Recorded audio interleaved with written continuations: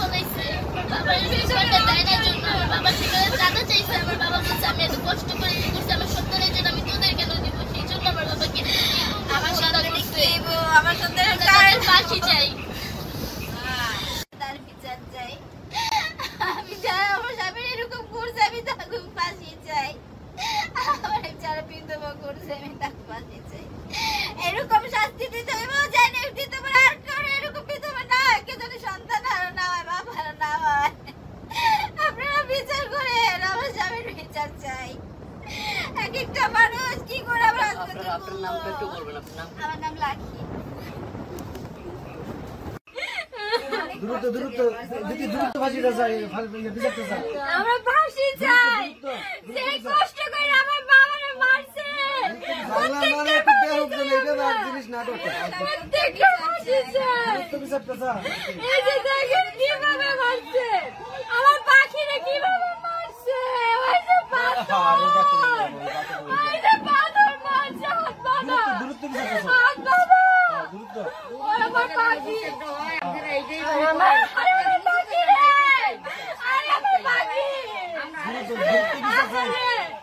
আমরা যদি বিনীত অনুরোধ আমার বাবা যেন সূক্ষ্ম বিচার করে।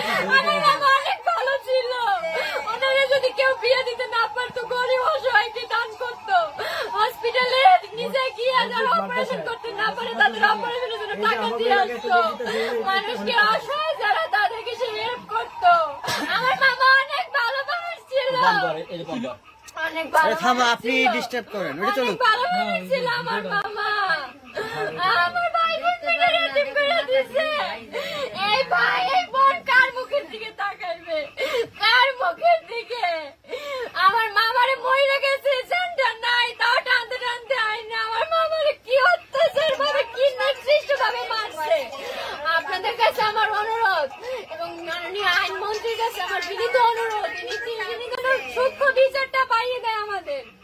আমার মামা যেন শান্তি পায়, আমার মামার যেন আত্মায় শান্তি পায়, যেন আমরা বুঝতে পারি, আমরা জানি যে না সূক্ষ্ম বিচার দেয়, এখনো মানুষ সঠিক বিচার পায়, প্রত্যেকের যেন ফাঁসি হয়। এবং এগুলোর পিছে অনেক বড় বড় নেতাদের হাত আছে, বড় বড় লোকদের হাত আছে যারা মানুষদের এগুলো করাইছে।